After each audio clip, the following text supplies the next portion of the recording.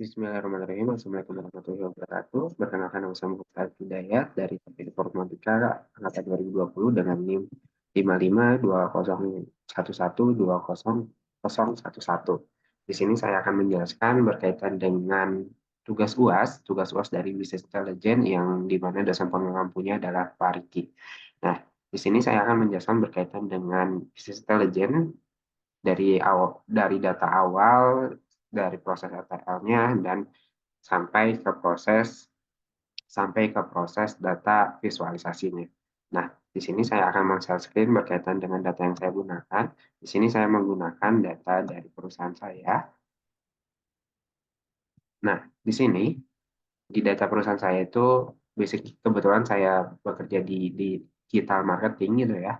Jadi saya akan menganalisis berkaitan data reach-nya, terus berkaitan dengan Instagram reach-nya. Kebetulan kalau misalnya Meta Business itu secara tidak langsung datanya sudah akan terkumpul dua di Instagram dan di Facebook. Nah, di sini saya mengumpulkan terdiri dari data tanggal, ada reach-nya, ada page like-nya, ada followers-nya, ada ini berkaitan dengan ads-nya, impression dan lain-lainnya. Di sini berkaitan dengan umurnya, pengguna user di Facebook itu umurnya kebanyakan umur berapa, pengguna di Instagram juga kebanyakan umurnya berapa, dan ada top city-nya. Top city itu berarti secara tidak langsung pengguna ini tuh ada di daerah mana sih followers Instagram di tempat di tempat kerja saya tuh kayak gitu. Jadi nama Instagram itu adalah Delova 15 gitu. Jadi followersnya tuh ada di mana aja sih paling banyak kayak gitu. Nah, setelah sudah saya jelaskan berkaitan dengan data yang saya gunakan, langkah selanjutnya adalah berkaitan dengan memproses data ETL-nya gitu. Nah, data ETL-nya di sini menggunakan Pentaho. Di sini saya sudah memproses dan sudah selesai gitu. Di sini langkah pertamanya untuk langkah pentahonya adalah ketika rekan-rekan mau awal banget gitu ya, di sini pakai new gitu ya. Terus transformation. Habis dari situ nanti pilih gitu ya untuk awalannya pakai inputnya mau apa. Di sini saya menggunakan CSV-nya. CSV-nya data ujian, data meta satu ya, bentuknya CSV gitu ya. Kalau udah di oke, terus nanti teman-teman bisa ngelihat juga datanya di get fields aja. Nah, nanti kalau get fields ketemunya seperti ini, terus di preview aja. Nah, preview itu melihat datanya gitu ya, rekan-rekan. Nah, ini datanya nih. Ketika sudah, di close aja, oke aja. Terus habis dari situ select values-nya. Nah, select values ini rekan-rekan tuh mau ngambil data apa aja sih gitu kan. Nah, di sini ada data yang saya hapus gitu ya. Yang saya hapus itu top city, jumlah top city Facebook, top city, jumlah top city Instagram kayak gitu karena tidak relevan untuk dianalisis gitu. Nah, jadi ketika sudah tinggal di oke aja. Jadi nanti otomatis si datanya akan yang digunakan itu akan hilang gitu yang top cities dan lain-lainnya. Terus ada short rows-nya. Itu kan saya tidak langsung mau nge-short si rows-nya mau apa aja. Nah, di sini kebetulan saya menggunakan semua gitu. Jadi dimasukkan lagi aja, diklik OK. Nah, terus habis dari habis dari itu langkah terakhirnya itu adalah sebenarnya table output. Nah, table output ini rekan-rekan harus mengkoneksikan dengan SQL-nya gitu ya. Nah, di sini caranya gimana tadi ya? Caranya di new, sorry, biar ngebuat lagi, diedit misalnya. Karena kebetulan saya sudah ada ya. Sebentar, menunggu. Nah, di sini data ini sebelum ke sini rekan-rekan harus membuka dulu XAMPP-nya, terus diaktifkan si Apache sama MySQL-nya. Habis dari situ nanti kan secara tidak langsung teman-teman klik admin aja dan akan masuk ke sini kan, akan masuk ke database-nya. Nah, di database ini, di sini saya menggunakan data meta ads gitu, membuat tabel gitu, membuat tabel meta ads. Nah, ketika sudah membuat tabel, tinggal dikoneksikan. Nah, cara koneksikannya seperti apa? Nah, di sini misalnya judulnya mau apa, tergantung dari teman-teman. Di sini saya menggunakan rumusnya atau judulnya kan ETL ya. Terus nama local host-nya, host name-nya itu pakai localhost. Terus nama database ini harus sesuai dengan database teman-teman. Nah, di sini saya pakai meta ads gitu. Maka dari itu di sini ditulisnya meta ads dan Besar kecilnya juga harus disesuaikan. Ketika sudah, tinggal dites misalnya. Nah, ini kalau misalnya sudah seperti ini berarti sudah terkoneksi seperti itu. Nah, kalau misalnya udah di klik OK gitu ya. Nah, untuk membuat tabelnya kayak gimana teman-teman tinggal klik aja SQL ini gitu ya. Nah, karena sudah ada, saya sudah muncul gitu si SQL-nya. Maksudnya apa? Nah, di sini nih di Meta Ads kan secara tidak langsung nih tadi Instagram Reach kalau misalnya teman-teman mau buat tabelnya Instagram Reach. Jadi secara tidak langsung si datanya akan masuk ke sini gitu. Nah, ini yang saya sudah masuk juga si datanya kayak tadi Facebook Reach, Instagram Reach, new page Facebook dan lain-lainnya. Nah, di sini datanya tadi kan yang top city-nya menghilang ya karena tadi sudah di-remove sama saya gitu. Jadi data-data ini yang akan digunakan untuk dianalisis.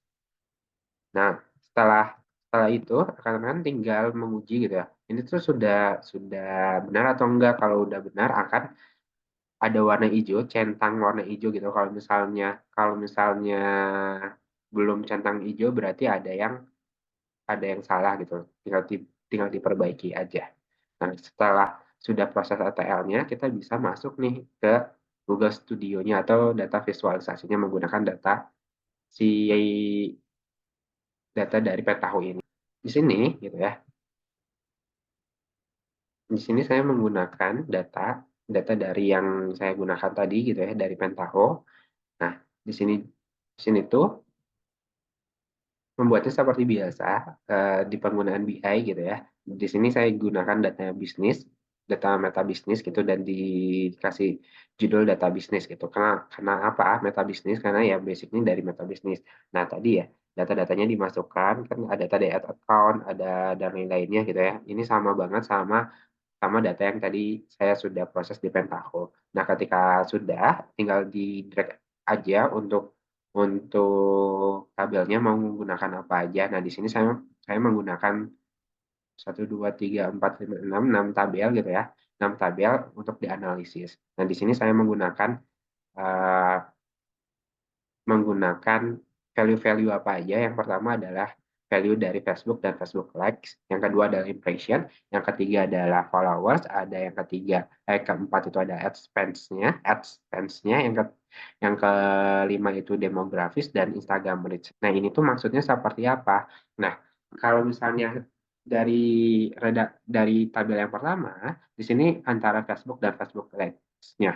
Nah, di sini secara tidak langsung reach Facebook-nya bisa dilihat dari paling yang besar gitu ya, yang paling besar sampai yang terkecil gitu. Nah, jadi secara tidak langsung di sini pun ada likes-nya gitu. Ada si Facebook page likes-nya kan kalau misalnya di Facebook tuh ada yang namanya page like ya. Nah, di sini tuh saya mau lihat page-nya tuh rata-rata berapa sih atau paling banyak berapa sih? Ternyata paling banyak tuh 4 gitu ya. Walaupun sebenarnya di sini reach-nya sampai ada 4.000 nih, sampai 4.000 tapi kok like-nya cuma satu gitu kan. Tapi di sini 500 reach-nya atau penyebaran informasinya, tapi likes-nya cuma 4 gitu. Nah, itu berarti secara tidak langsung ada permasalahan nih yang perlu diperbaiki di konten-kontennya. Salah satu cara untuk memperbaikinya adalah apa? Caranya adalah pembuatan kontennya sesuai dengan segmentasinya tadi ya. Maka dari itu perlu adanya penyesuaian dengan segmentasi atau demografis si user Facebook atau user dari Instagram. Pasti akan ada dua perbedaan kayak gitu karena dua dua platform yang dimana biasanya kalau Facebook itu penggunanya itu generasi X atau generasi boomers dan kalau misalnya untuk Instagram itu generasi Z atau generasi millennials. Jadi pastinya kontennya harus menyesuaikan. Itu untuk tabel pertama. Tabel kedua adalah impression-nya. Nah, ini impression dari mana? Ini impression dari meta ads-nya keseluruhan di Facebook dan di Instagram. Seperti itu. Nah, di sini jumlahnya berapa? Ada 187.558 seperti itu untuk si impression-nya. Nah, di sini berkaitan dengan followers juga. Followers, followers Instagram. Nah, saya menggunakan followers kenapa hanya menggunakan Instagram? Karena funnel yang paling kuat di perusahaan saya itu adalah Instagram. Maka dari itu saya perlu melihat data followersnya selama berapa tahun untuk data ini saya gunakan 1 tahun ke belakang gitu. Jadi 2023 sampai 2024 di Januari gitu. Nah, di sini total perkembangan followersnya itu ada di 14.107 gitu. Jadi secara tidak langsung benar-benar funnel di Instagram itu perlu diperkuat dengan cara apa? Dengan mempelajari demografi, dengan mempelajari atau meng-develop konten-konten yang ada dan lain-lainnya. Dan adapun untuk tabel keempat itu berkaitan dengan AdSense. Ads itu berarti secara tidak langsung iklan. Iklan yang digunakan, iklan digunakan tujuannya apa? Tujuannya ada awareness, ada juga tujuannya konversi. Di sini total budget yang digunakan untuk ads itu sebanyak 2,2 juta untuk 1 tahun gitu. Nah, ini gunanya atau konversinya kemana? Kebetulan di perusahaan saya itu ada produk modul, ada produk berkaitan dengan workshop, ada berkaitan dengan sertifikasi. Jadi semuanya digunakan di sana seperti itu. Dan di sini tabel 2 terakhir itu ada berkaitan dengan demografi. Nah, untuk demografi ini saya menggunakan demografi di Instagram gitu ya. Demografi di Instagram ternyata kalau misalnya kita lihat paling banyak user user di Instagram itu ternyata kalau di sini hampir sama ya perempuan sama laki-lakinya. Yang warna coklat itu adalah laki-laki main Instagram dan yang warna kuning atau orange ya ini orange ini adalah perempuan gitu, user perempuannya.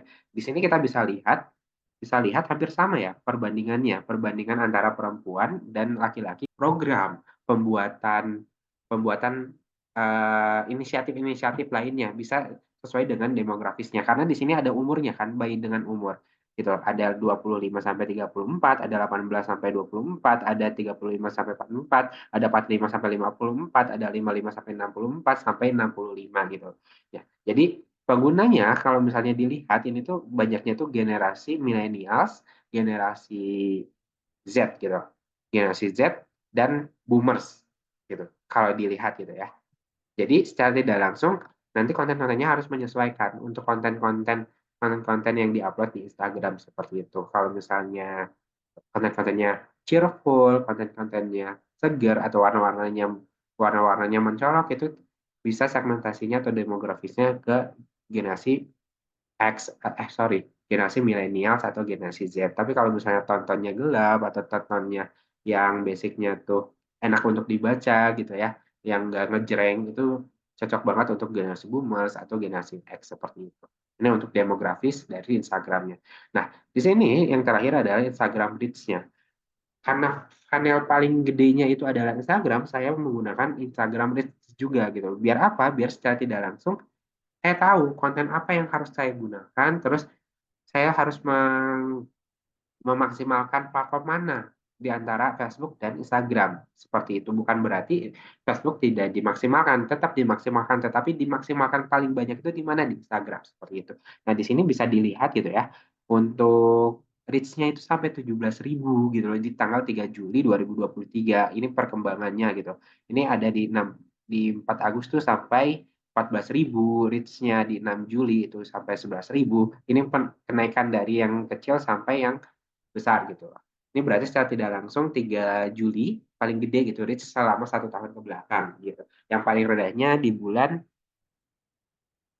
7, di tanggal 7 Juli juga. Di tanggal 7 Juli sebanyak paling rendahnya itu ada di 5.265 reach atau penyebaran kontennya kayak gitu. Nah, dari 6 dari enam tabel di sini bisa kita ambil sebuah insight adalah berkaitan dengan tadi perusahaan perlu memaksimalkan yang mana funnel yang pertama yang harus dimaksimalkan dimaksimalkan secara maksimal yaitu funnel dari Instagram. Nah, Instagram ini bisa menyesuaikan dengan segmentasi yang sudah tadi dibahas, demografisnya, perempuan atau laki-laki, di segi umurnya, dan lain-lainnya disesuaikan dengan konten-kontennya. Biar apa? Biar kontennya naik gitu. Kontennya naik dan kontennya itu banyak yang suka. Kalau misalnya di design thinking itu tuh kan secara tidak langsung user user centris gitu ya. Jadi si user tuh butuhnya apa sih? Jadi secara tidak langsung kita juga buat konten-kontennya atau buat program-programnya, buat inisiatif-inisiatifnya harus sesuai dengan segmentasinya. Seperti itu karena funnelnya paling kuat di Instagram berarti secara tidak langsung perlu memperkuat juga konten-kontennya sesuai dengan demografisnya. Seperti itu kurang lebih penjelasan dari saya. Jika ada yang salah tolong dimaafkan. Sekian, wassalamualaikum warahmatullahi wabarakatuh.